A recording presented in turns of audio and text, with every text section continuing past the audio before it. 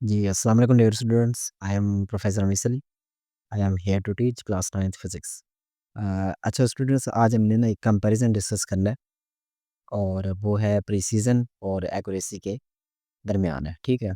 और आज से वैसे ही मैं जो है एक अलग से मतलब के प्लेलिस्ट बना रहा हूँ, जो कि जितने भी डिफरेंसेस हैं फिज़िक्स के अंदर के फिज़िकल क्वांटिटीज़ के, उनकी जो वीडियो होगी इंशाल्लाह मैं सेपरेट से बनाऊँगा, जैसे डिस्टेंस डिस्प्लेसमेंट में कंपैरिज़न क्या है। इसी तरह आज जो है प्रिसीज़न एंड एक्यूरेसीज़ के बारे में पढ़ रहे हैं और भी कई काफ़ी सारे। तो उनकी जो है मैं अलग से प्लेलिस्ट बनाने जा रहा हूँ, ठीक है? तो आपने उनको भी मतलब कि देख लेना है, क्योंकि एग्ज़ाम में डिफरेंसेस जो है वो ज़्यादातर पूछे जाते हैं, ठीक है?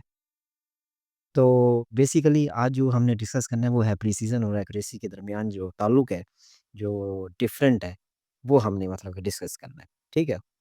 तो पहला जो है बेसिकली प्रिसीज़न किसे कहते हैं? प्रिसिज़न कहते हैं precision is a measure of the reproducibility of the measurement. अब रिप्रोड्यूसिबिलिटी का क्या मतलब है? इसका मतलब है कि एक फॉर एग्ज़ाम्पल एक ऐसी मेजरमेंट, ठीक है? जो आप ले रहे हैं और बार-बार वही आ रही है, उसे हम क्या कहते हैं? रिप्रोड्यूसिबिलिटी कहते हैं, ठीक है? सपोज़ फॉर एग्ज़ाम्पल अगर मैं एक कोई भी एक मेजरमेंट लेता हूँ यहाँ पे कोई भी ले लेते हैं मेजरमेंट, वो मेजरमेंट मैं लेता हूँ जैसे कि एक है 4.4, ठीक है? ये हमने कोई भी एक मेजरमेंट ली। फिर हमने दूसरी मेजरमेंट ली, वो थी 4.5, और फिर हमने तीसरी भी ली 4.6, ठीक है? अब ये मेजरमेंट जो है ना बेसिकली ये जो 4.4, 4.5 और 4.7 है, अब मेजरमेंट लेने से ना एक-दूसरे के क्या आ रही है, करीब-करीब वैल्यू आ रही है, ठीक है? मतलब कि 4 तो रिपीट हो रहे हैं ना, लेकिन वो इसके पॉइंट के बाद जो मतलब कि नंबर है बेसिकली वो उसके अंदर 1 डिजिट का फ़र्क आ रहा है। तो हम इसे क्या कहते हैं? प्रिसीज़न कहते हैं, कि ऐसी मेजरमेंट जिसे हम लें और बार-बार वही रिपीट हो, ठीक है? उसमें थोड़ा-सा ऐसे फ़र्क हो, उसे हम क्या कहते हैं? प्रिसीज़न कहते हैं। क्लियर?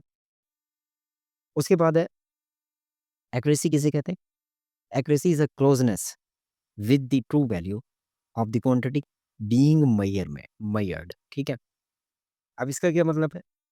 इसका मतलब ये है कि मतलब कि कोई ऐसे डिवाइसेज़ होते हैं ना जिनकी एग्ज़ैक्ट वैल्यू होती है।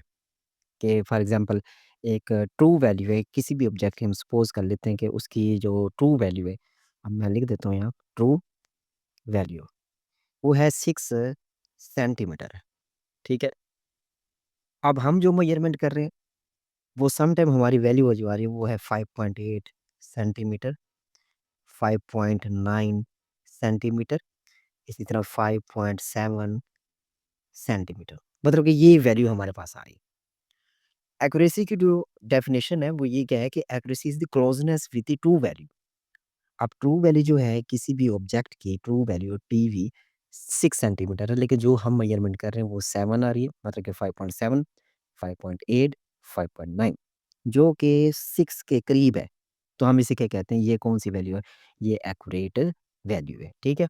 प्रिसीजन के अंदर क्या होता है कि मेजरमेंट बार बार मतलब कि वही वैल्यू आ रही होती है, जैसे 4.4 है, 4.4 भी आ सकती है, 4.5 भी आ सकती है, ठीक है?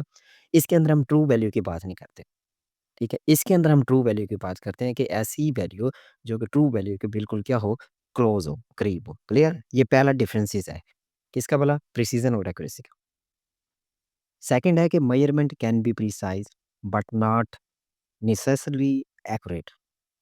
प्रिसिज़न के अंदर जो आपके पास मेजरमेंट होगी वो प्रिसाइज़ तो हो सकती है, लेकिन वो एक्यूरेट नहीं होगी। ये बात आपने याद रखनी। लेकिन एक्यूरेसी के अंदर measurement can be accurate but not necessarily precise. Accurate accuracy के अंदर जो आपकी मेजरमेंट होगी वो एक्यूरेट होगी, लेकिन प्रिसाइज़ नहीं होगी। ये बात आपने याद रखनी है, ठीक है? नेक्स्ट कहते हैं it needs several measurement to be determined. Precision के अंदर आपके पास जो मेजरमेंट आप लेते हैं वो एक से ज़्यादा लेते हैं। ठीक है ना? यहाँ एक से ज़्यादा मैंने मेजरमेंट ली हुई है, ठीक है? But it can be determined with a single measurement. Accurate के अंदर आप एक ही वैल्यू लेते हैं, ठीक है?